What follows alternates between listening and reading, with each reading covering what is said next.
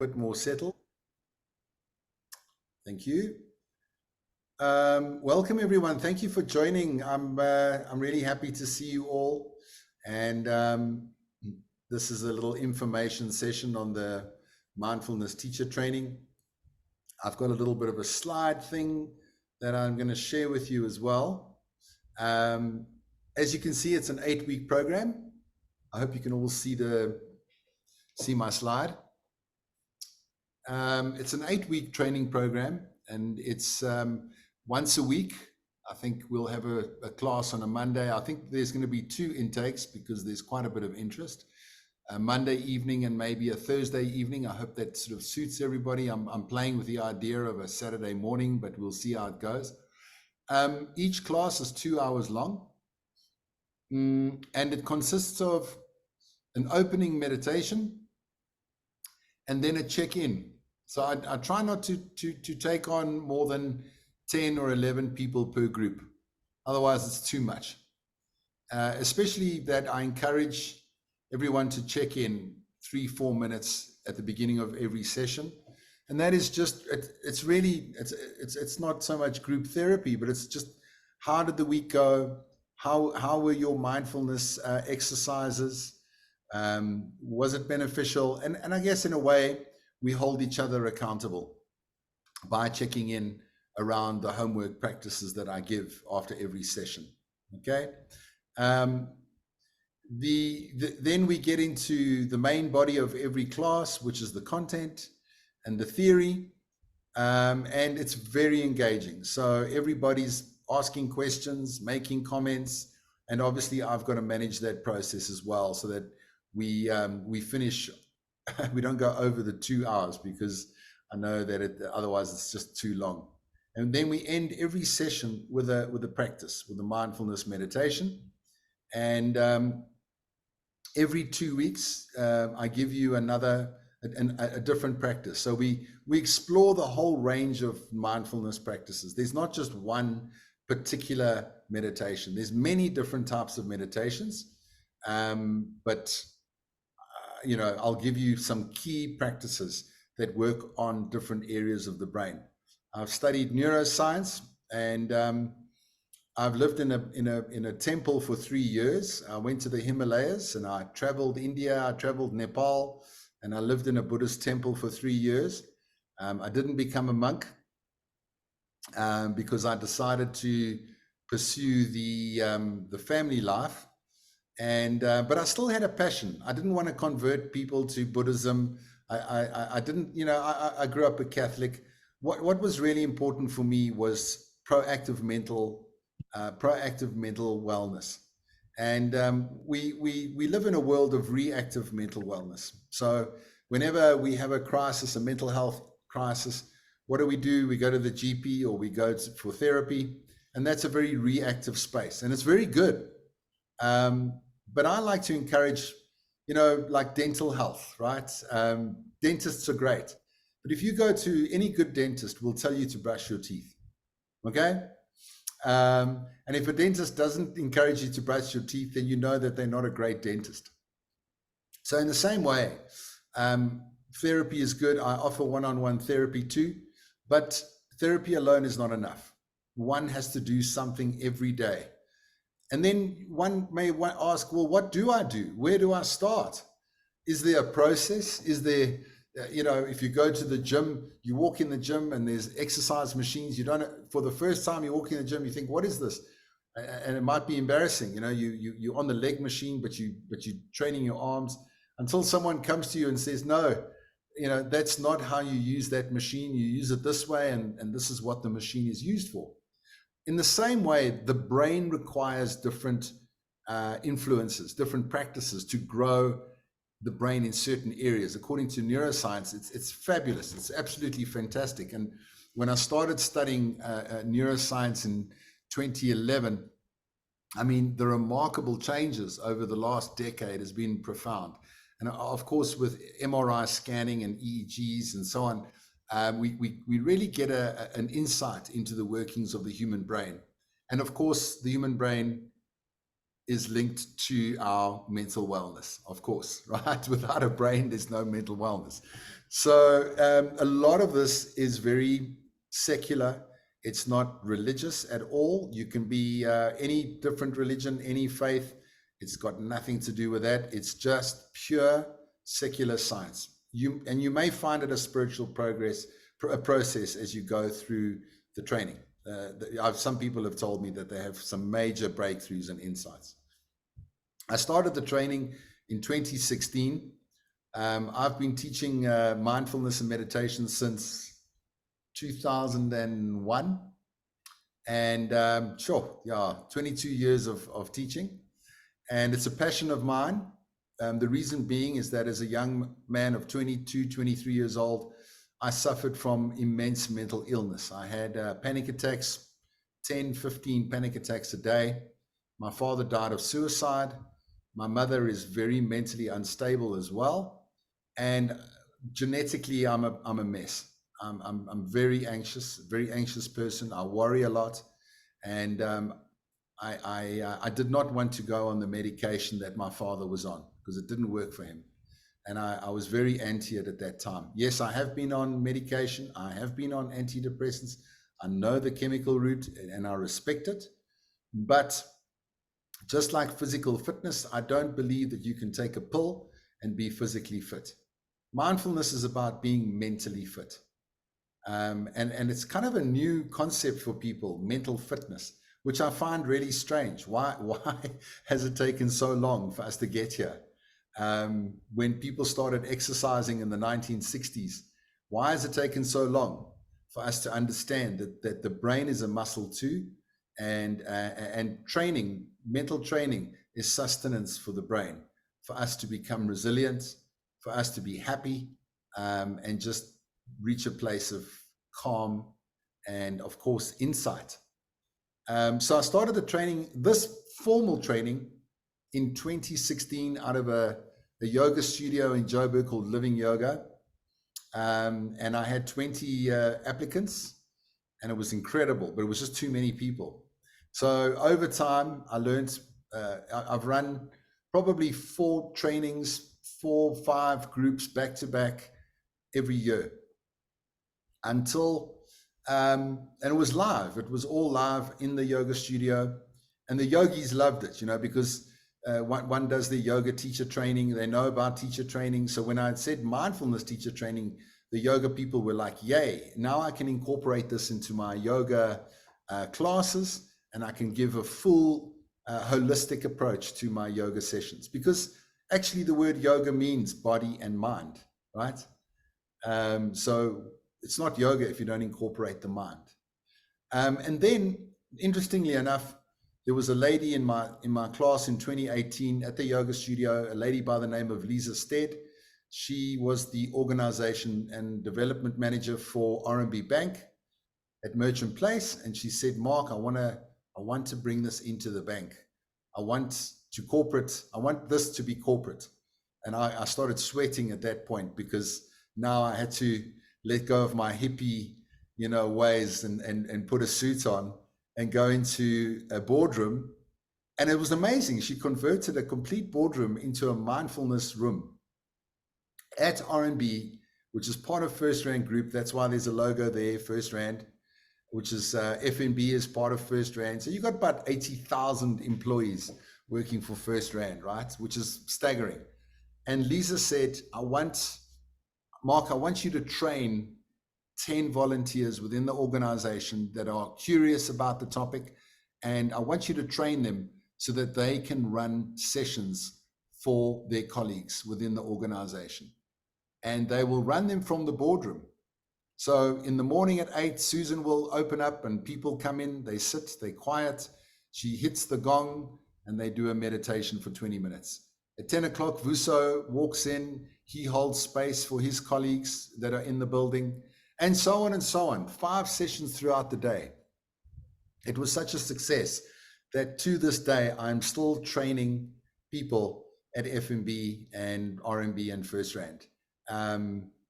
And yeah, it's a corporate product. It's become a corporate product, but it's not really what I wanted it to become, but it's been great. I mean, if you told me 10 years ago I could make a living from teaching mindfulness, I would have told that you're smoking your socks.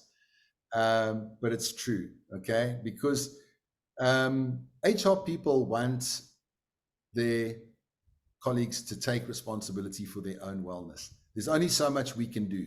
And it doesn't matter if you're in a job or not.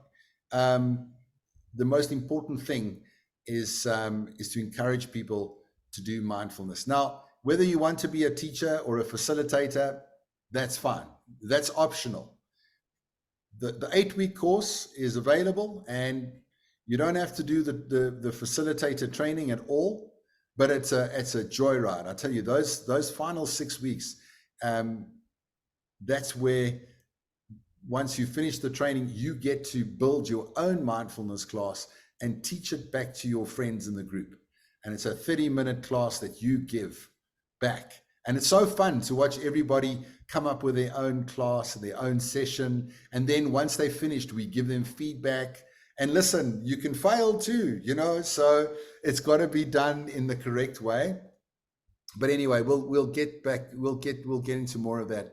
The name of my organization, and I have 9 people that work for us in Mindful Revolution.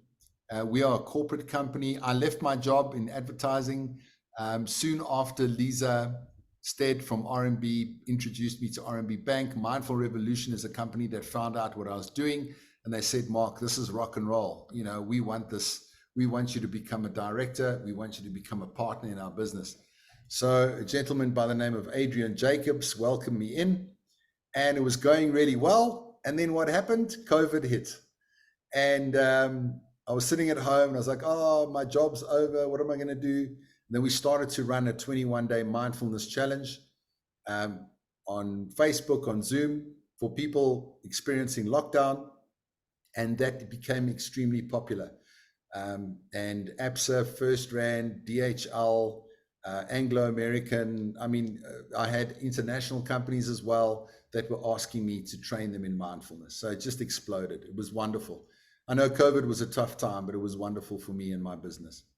We are in a mental health revolution, right? Where we realize that we can take charge of our own mental health.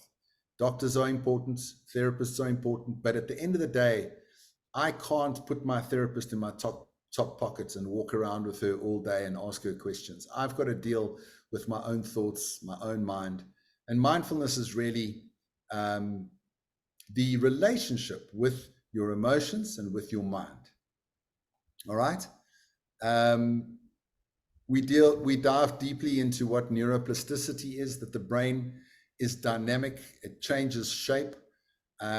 Neurons that fire together wire together. So we learn mindfulness techniques to literally rewire the brain to let go of anxiety, to let go of the fight, flight, or freeze sympathetic nervous system state, and to self-regulate. And it's so much more. But the program deals with a lot in neuroscience, and it's not too complex. It's really quite understandable. We dive into what the nervous system is, how we get triggered, why we get triggered, how to come out of that triggered state. This lady, her name is Sarah Lazar. She's a professor at Harvard University. She's done brain scans on people that have completed an 8-week program. And she says that the brain, after 8 weeks, she can tell if people have been doing a mindfulness course because their brain looks different. Their brain looks different. Isn't that amazing, right? It's like, imagine lifting weights for 8 weeks and then your biceps have grown. Well, the brain is the same. The brain is the same. They've done research on monks and experienced meditators. They've had incredible insights, incredible, wonderful research that I'd love to share with you, but I'm not going to go into too much of it now. It's just a teaser. This is the definition from Dr. Jon Kabat-Zinn, who popularized mindfulness in the 1980s. And he started working with mindfulness at the University of Massachusetts, and he had incredible results. Also 8-week program. And there's a lot of mindfulness definitions around, but for me, this is the most beneficial. Mindfulness is paying attention in a particular way on purpose in the present moment and as non-judgmentally, non-reactively, and open-heartedly as possible. So it's a cultivation of being focused, of learning different practices, which is the particular way. It's purposeful, and you live a purposeful life, and of course in the present moment. So where are we if we're not in the present moment? We're in the future or we're in the past. What I call autopilot living. Sometimes I call it time traveling zombies, because the zombie's not really alive. Okay, you know, those zombie movies, they're not really alive. And time travelers, because Dr. Ellen Langer from Harvard University says that we are on autopilot generally 47% of the day, of our day. We are not truly present. And she says most of our problems, most of our suffering that we cause ourselves is when we're in autopilot and we're not being mindful. So it's an essential service for self, guys. It's just as important as brushing your teeth in the morning. In fact, if you had to say, Mark, if you had to choose between your mindfulness practice and brushing your teeth, what would you choose? I'd say, well, you know, I know lots of people with no teeth that are happy. I'd rather go for happiness. Okay. So really at the end of the day, it's about mental well-being and happiness. These are the three attitudes: open-heartedness, non-judgment, and non-reactivity, right? You can see it from the definition. So the first three classes, we deal with the attitude of non-reactivity. Then we move into open-heartedness, development of EQ, emotional intelligence. And then we move into non-judgment and curiosity, which is really the foundation of wisdom. But non-reactivity is learning to regulate ourselves and not be so obviously knee-jerk reaction to life's events. You know, to as Viktor Frankl said, between stimulus and response, there is a space. And in that space lies my freedom to choose my response. And in that is my growth and my happiness. Isn't that a beautiful quote? Stimulus, response, space. This program is about creating a space in your life. And I had a CEO of a company who said to me, Mark, I've done your program. I love it. I said, how's your practice going? He says, I don't really meditate, but I've got 3 seconds. I was like, what are you talking about, 3 seconds? He says, you know, I just take 3 seconds before I respond, and it's changed everything. You know, it's changed everything. Just a tiny little space for me to compose myself, my thoughts, and obviously have those non-confrontational conversations. We look at the cycle of mindfulness, which is really the key ingredient of how the brain grows and how you increase your focus and your ability to stay present. You focus your attention on one thing, your attention is going to wander, as it does, and then you gently invite your attention back to the object. Okay? I was taught, I don't know if anyone was taught, meditation is about clearing your mind. Has anybody here ever heard that? Yeah? Nodding your head. Okay. That's complete bogus. All right. In terms of mindfulness, you can't clear your mind. Forget about it. Okay. It's about the relationship with thoughts, and resilience is about how we recover, right? Resilience is about bouncing back. So mental wellness, I mean, I went through a divorce. I suffered from depression quite recently, actually.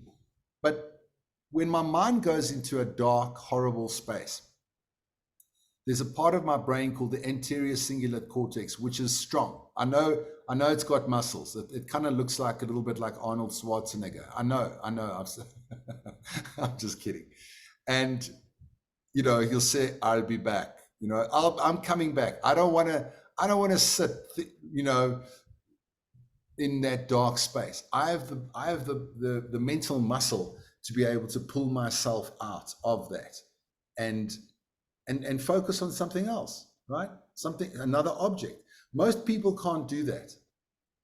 Most people, because their mind is untrained, when there's a crisis in life, that's when depression occurs, because they spiral down into those all-consuming dark thoughts, and they can't get out, right?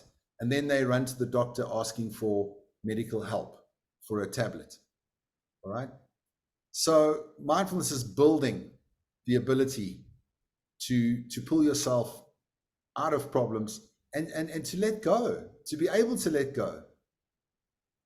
Who's got girl children here? Anybody got kids? Girl children. You know the song from Frozen, let it go, let it go. Yeah, Nadia, can't hold me back anymore. I don't know the rest of the song. Let it go, let it go. Let it go. I mean, can we let it go? Nobody knows how to let it go, right? I'm interested in the how. People tell me, it's important to be emotionally intelligent. Okay, give me the how. How do you develop emotional intelligence? I've been to so many emotional intelligence workshops, so disappointed because nobody actually gave me the tools to develop my emotional intelligence. In class 5 and 6, we dive deeply into how to build your emotional intelligence, and that's exciting. We look at interruption science. Gloria Mark from the University of California. It's crazy, that we are in distraction for 2 hours of a normal 9-hour day. Like, we waste so much time, and most of these distractions a lot of them, 47% of our distractions are internal. They're internal. Okay. So a little bit on the course. There's a wonderful app that that all my practices are on, called Insight Timer. Does anybody have this app? No? Yes? Okay. Yeah, I've got it. You got it, Kerry? Is it good? Have you been playing with it? I have, yeah. I've been using it for around a month now. Are you happy with it? Very happy with it. Did you Yeah, pay, I'm very happy with it. did you pay for it? No, on the free version still. Oh, good. Don't get suckered into paying for it unless you want to unlock all the courses, and there's a big offering on it, but you don't have to pay for it. A lot of people say, Mark, your courses cost this much, then I've got to pay for the app, then it's very expensive. I say, no, don't pay for it. Don't pay for it. Okay. Yeah, no, there's enough on the free version Yeah. for you to really dive into it. Exactly. There's thousands of meditations on the app. There's sleep meditations. There's all sorts. There's talks. But again, there's so much on the app that you get confused. Where do I start? Where do I go? Yeah. What do I listen to? So I have my own page on the app, and we start at point A. Then we go to point B. Then we go to point C. By the time we get to point Z, you're a mindfulness champ. You know exactly what you got, a toolkit that you can use in your life and you can apply. And then if you choose to facilitate and share your learnings with others, then you know which tools you can apply to their situation. So for example, I'm busy doing therapy for a young guy who lost his mom. He's suffering from grief, right? What is the meditation for grief? How can I help him overcome grief? Okay. Do I just say snap out of it? Don't be sad. No, you can't do that. You've got to give someone. You got to give them the toothbrush and say, you know what, your teeth are smelly. Brush your teeth, right? You're suffering from grief. Here you go. Here's the antidote. Here's the medicine, right? So Insight Timer, I've got a whole page on there. And once you download the app, your home practices then is to listen to the audio. They're guided meditations. The cool thing about the app is it clocks up your hours. So for example, it shows you how many sessions you've done, the average time, your longest one, and then it gives you an accumulation. So whatever you listen to, and you don't even need to listen to, you can just push timer and it's quiet, but it will record your mindfulness practice. And then for those of you that want to do the teacher training, or you want to do the 8-week program and you want to get a special certificate that says, I've done the 200 hours. Isn't that cool? Then you get a certificate to put on your wall to say you've completed 200 hours of mindfulness practice. That's something, right? That's awesome. The program is CETA accredited, which is a learning-based platform. It cost us a fortune to get that over the line. Gosh, it's not easy to get CETA accredited, but it's a registered learning program. It is accredited. It is also recognized by the Health Professions Council South Africa, okay? The HPCSA. So if you're a medical professional, are there any medical people on the call? I know Rose, Dr. Rose is. Hi, Rose. Nice to see you. If you're a medical professional, you will get 14 CPD points. I think you need like 30 points a year. So 14 points is huge. Okay, it's massive.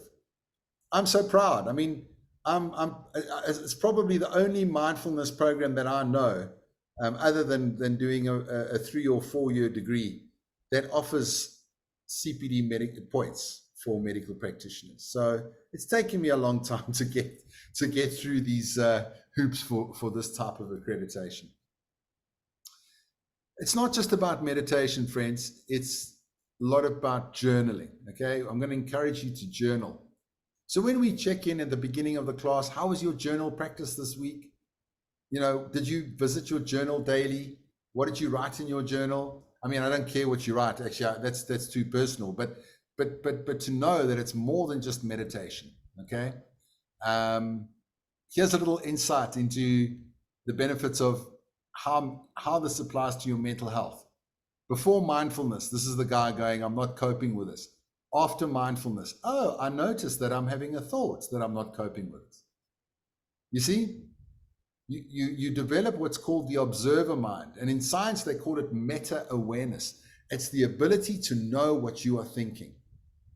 The guy from Google calls it HD, resolution of mind, right?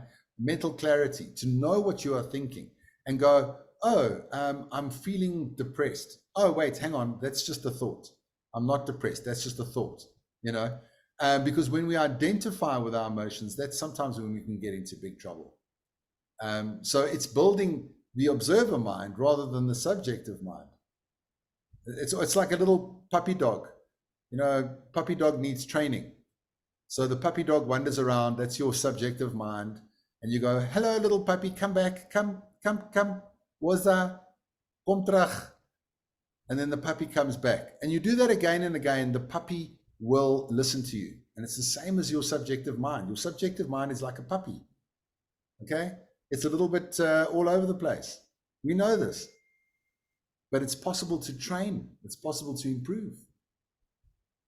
So there are daily mindfulness practices, like I'll encourage you to buy a bar of soap and spend some extra time lathering your hands.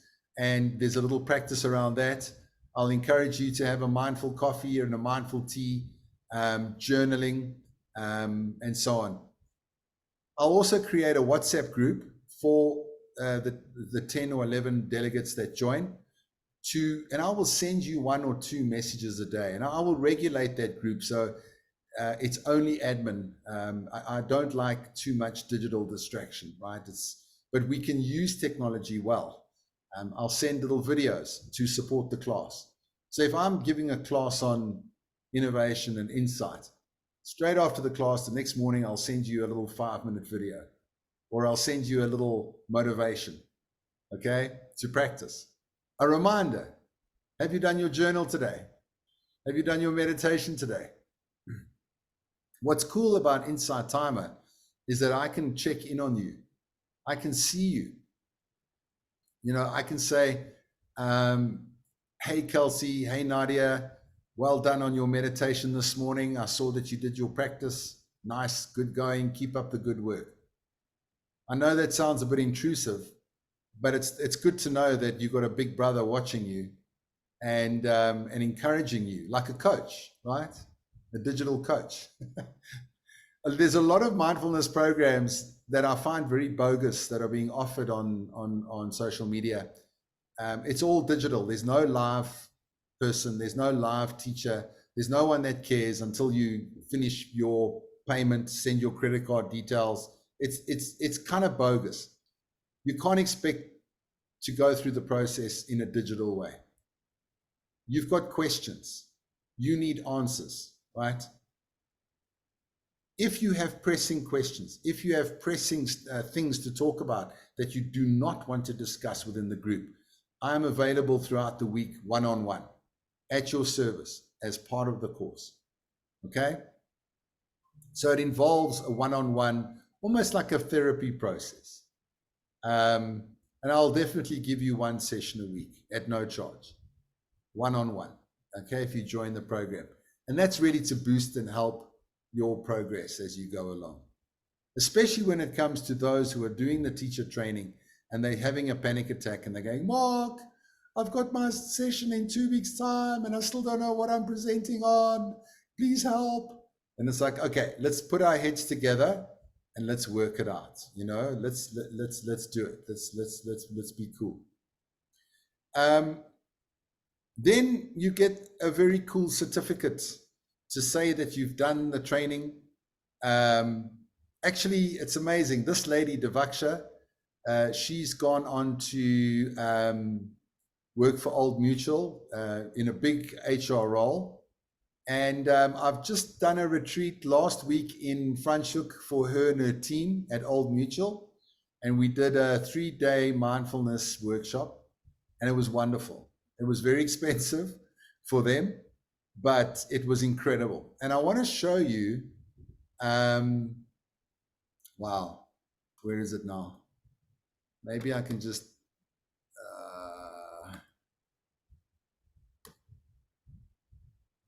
yeah, maybe, let's see if I can pull something up. Here's a picture of them. That's not the right picture. Let's see if I can find another one. Okay, yeah, share screen again. Okay, there we go. There's the team, the Old Mutual team in Franschhoek. And we just did a yoga class that I gave. I'm not a yoga teacher, but they said, Mark, please teach us yoga. So I did. And it was wonderful. There is a friend of mine who did the teacher training last year. And she did so well that I phoned her and I said, Lauren, I want to co-facilitate with you. Okay. She's a student. She was a student on my program, like you guys. And then I said, Lauren, you're not a student anymore. You're a peer. And I need your help. I want to work with you. Okay. I want to work with you. And she said, cool. She was amazing. She was absolutely amazing because she was well trained. She knew the ropes. She knew the process. It was very easy to work with her. I just want to see if I can find a picture of her. And she was brilliant. And she earned good money from the retreat. So, you know, whatever profession you're in, whether it's medical, whether it's, and I know Dr. Rose was on the retreat. It was amazing. We connected. And that's also fantastic. So let's see, where's Lauren? I'm battling to find a picture of her. Yeah, there's so many. Okay, I found it. All right. Here's my friend Lauren, and she's incredible. She did a great job. There she is, and she did the teacher training last year. So you know, my thing is, if you want to do the teacher training, I will help you to find ways to incorporate it into your business, to make it practical. I'm not into the paper trail, guys. You know, get a degree, then what? Then what do you do? It must be practical. How are you going to implement this into your life, into your family, and into your work, right? Even if you don't do the teacher training, and that's still a big call, right? So let's come back into.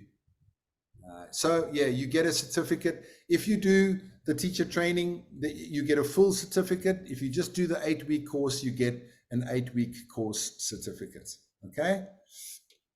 So I guess that's it in a nutshell. Are there any questions? I'm going to open it up to you guys. Mark, I Yes. just want to know, there's a possibility that I will be away for 1 week. Hmm. What would happen? Okay, so you have two options if you miss a class. Every single class is recorded. So the next morning I post, because as I'm recording this now, it's the same. I'll post it on the WhatsApp group if you missed the class. The second option is if you feel like you need a one-on-one that I can get you up to speed, then I'll make Okay. myself available the next day so that you don't fall behind. Okay. Thank you Yeah. very much. Yeah, because I know life gets in the way, right? I mean, that's true. And but I would encourage you, if you're going to miss 2 or 3 sessions, if you feel that's how many you're going to miss, then maybe wait until Yeah. the middle of the year to do it again. Because there's something about the group dynamic that's magic. And by the end of the 8 weeks, everyone's friends, everybody's their buddy, everyone knows each other well. In fact, whenever I go on social media, I see each other making friends and commenting on each other's posts, and I'm like, wow, this program really brings people together. And yeah, people just say it's life-changing, and it transforms the entire life. And it always warms my heart to get that sort of feedback from people.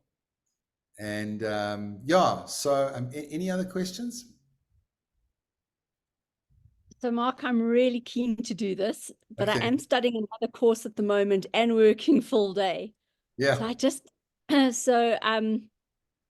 much time, I know it's a 2-hour on the Zoom, but realistically, how much time a week do we need to spend on preparation for the following week? Difficult. No, not much, Angie. The thing is, you've got to commit to a morning meditation, which is a minimum of 10 minutes. Okay. Then the daily mindfulness practices are not too disruptive. I mean, it's like you drink coffee, right? Yeah. Let's try and drink it mindfully. You eat breakfast, right? Let's do it mindfully. This is how you do it.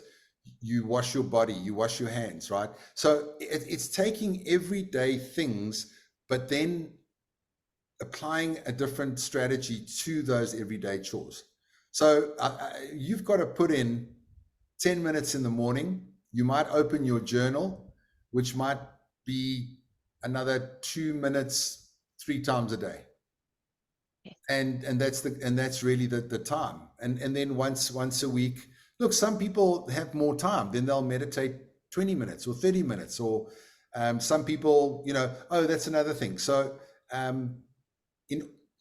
if you want to do the 200-hour, because I know people, some A-type people love that, they want to run the comrades and so if you want to do the 200-hour thing, it's not just about meditation. If you do yoga, you can record that as a mindfulness activity. If you go for a walk and you do that mindfully, you can record that time. We can discuss if there's a practice that you do mindfully, then you can record that. So mindfulness, and that's the difference between meditation and mindfulness. Meditation is the active ingredient of mindfulness. So it's like going to the gym is a very intense active ingredient of physical health. Okay. Meditation is the same. It's like going to gym. It's like the mindfulness of going to gym.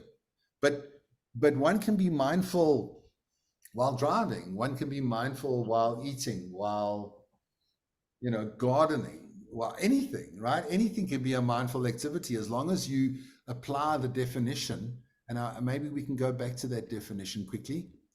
If you think about it, I mean, I know there's a lady that does pottery, and she brought mindfulness into her studio. So the ladies would come in and she would teach them how to make, pottery and bowls and stuff.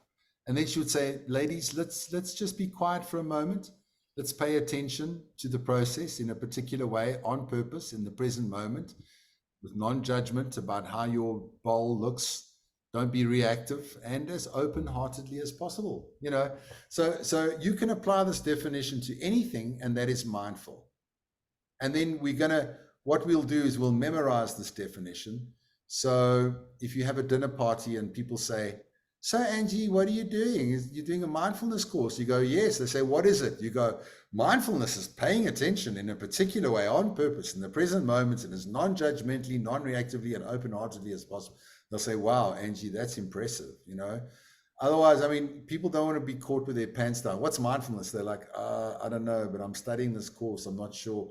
So the definition is foundational to the entire, I mean, the whole course is based on that definition.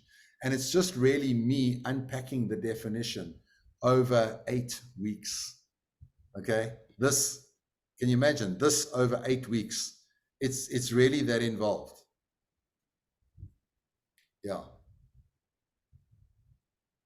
Cool. So I don't know, Angie, I know you sound like a busy lady, but it's I didn't expect to be so busy. I went back to work a few hours a day and it hasn't worked out like that.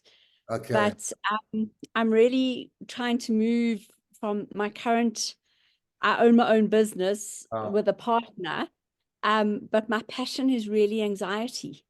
And I've just seen how much anxiety, especially in children, Yes. since COVID. So I'm actually studying a health coaching course as well. But I think this would just be amazing to bring into that. Yeah. Yeah, to just help people with day-to-day practical ways of controlling their anxiety. Yeah, I absolutely. even see it with my team at work. Yep. Yeah. Sometimes I chase them outside. I make them go and sit under the tree and take their shoes off for 10 minutes and then come back into the meeting because there's just so much anxiety. Yeah. Yeah. Totally. Totally. Yeah. Yeah. No, it's wonderful. I mean, once see, this is the thing. I mean, once you start practicing it yourself, it'll be like osmosis. You know, you'll naturally want to share it with others without mindful bashing them. But it'll just spontaneously happen. Like I'll say, you know, did you see that cloud over there? You know, as you're walking, like just to get people out of their head. You know, look, Dr. Ellen Langer from Harvard, she says she doesn't meditate. She just when she goes for a walk, she's just mindful of what's around her. You know, did you notice this? Did you notice that? Did you see this? And it's really about living life fully. I mean, you know, if you order a pizza, I mean, I only eat one pizza a week.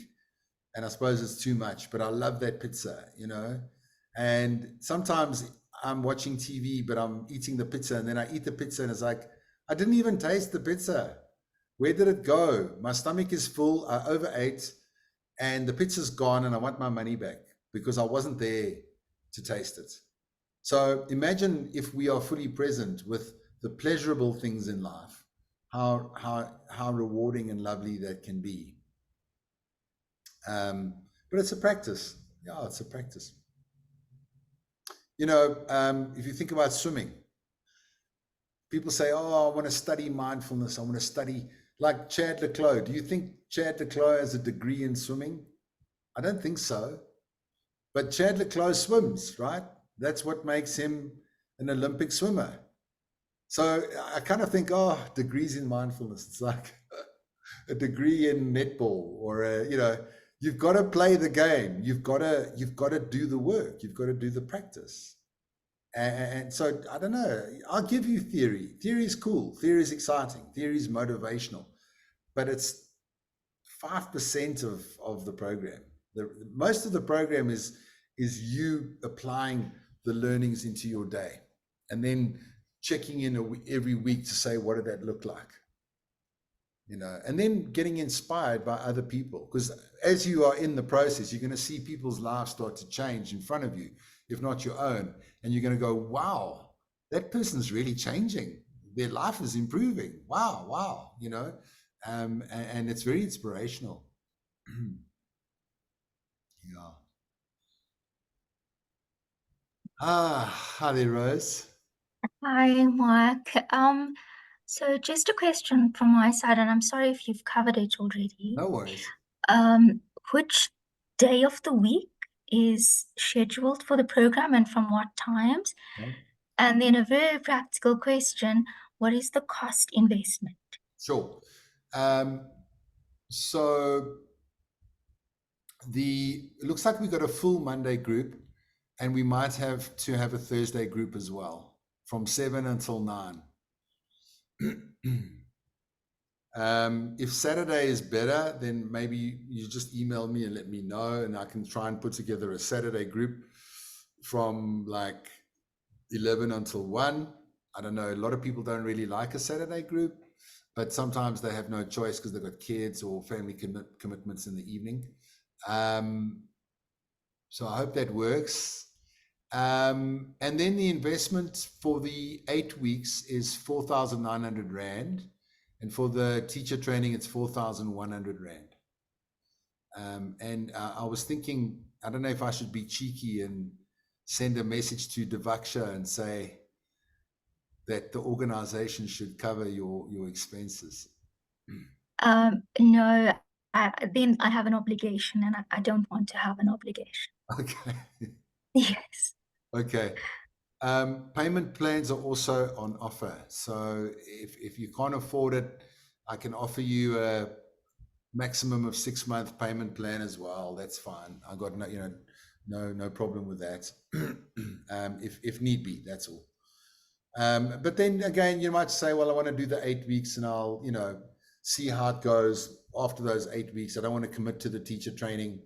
And then maybe after the 8 weeks, you will commit to the teacher training. I've never seen anyone who did the 8 weeks pull out and say, okay, I'm done. They always join the teacher training because they love it so much.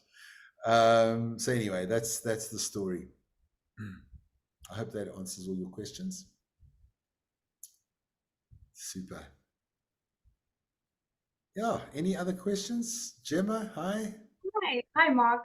Thank you so much for doing this overview. It's been great to listen to everything. I just want to find out when the actual course starts. Yes, good question. Good question. All right. Let's have a look. Okay, I'm going to share my screen with you again. I'm going to come back to the flyer. All right, there we go. Okay. Cool. So here's the flyer. It starts on the 8th of April. And that's a Monday evening. Okay. So that's for 8 weeks. And then the teacher training starts as soon as the 8 week ends. So the eight weeks end on the 27th of May. And then the teacher training for 6 weeks starts from the 3rd of June and finishes on the 24th of July for those wanting to do the teacher training. Okay, thank you so much. I am interested in doing the teacher training, but I am in America hopefully for that first week. First week of April. I come back on the 10th. So maybe I must look at doing it the next one that you run later on in the year. Just it's not. Okay. I've got work in America, so I will just be away for a week then. Yeah, no, that's fine. I mean, as I said, I can always catch you up if you need to have one-on-ones and to be caught up. But I mean, look, I'll be running them again from August until December. So the second part of the year. Okay, thank you so much. My pleasure. Thank you for your question. Cool. Any other questions?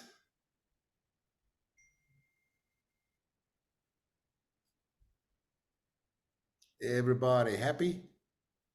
Good.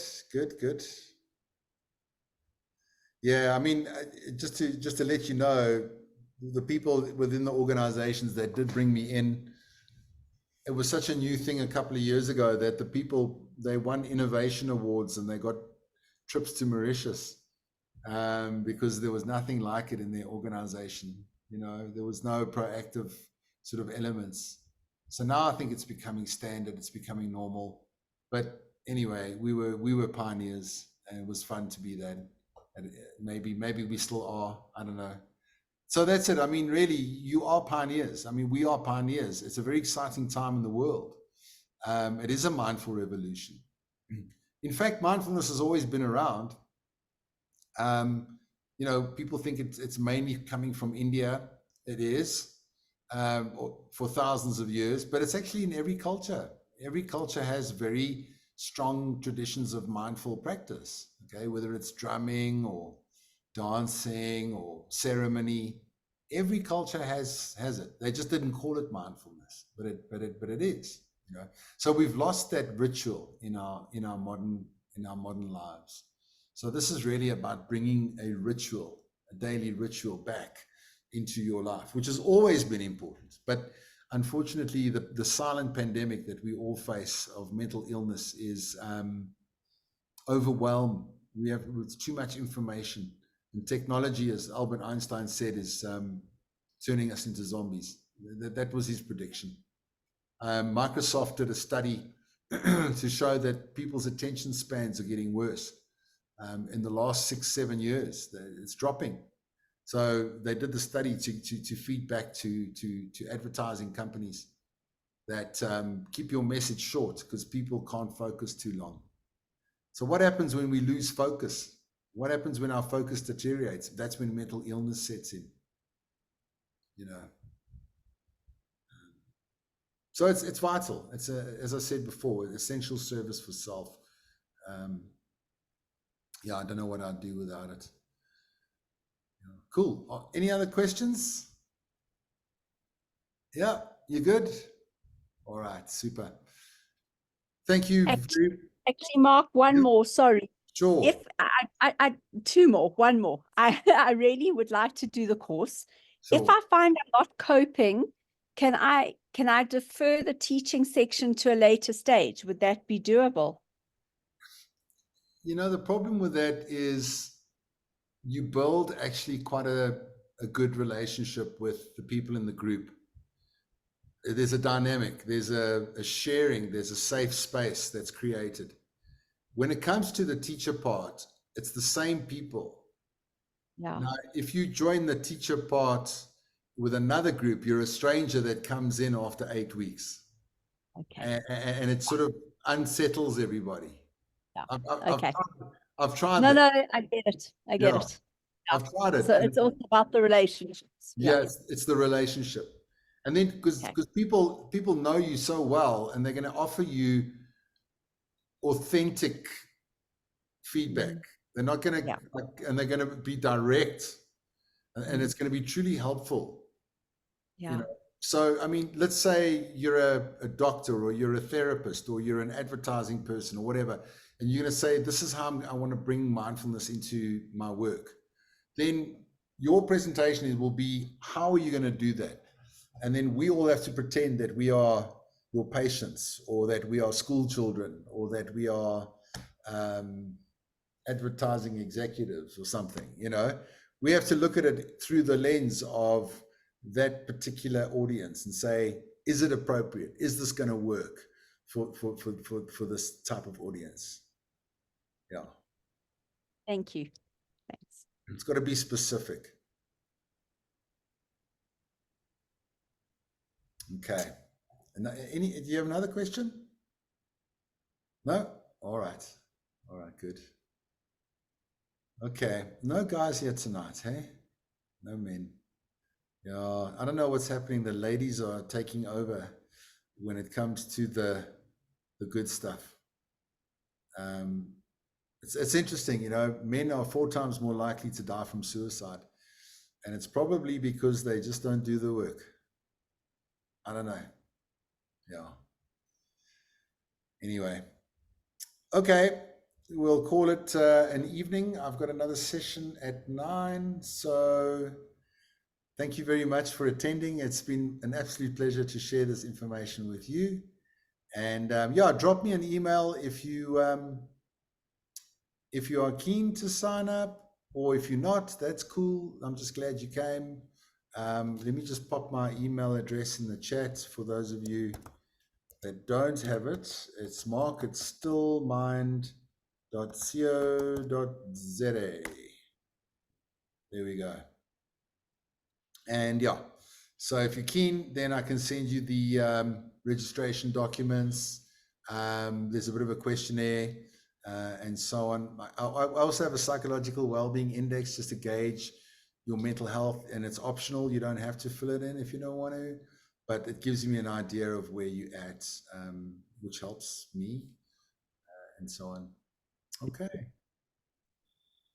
Thanks, Great. Mark. Thanks, Thank you everybody. so much, Mark.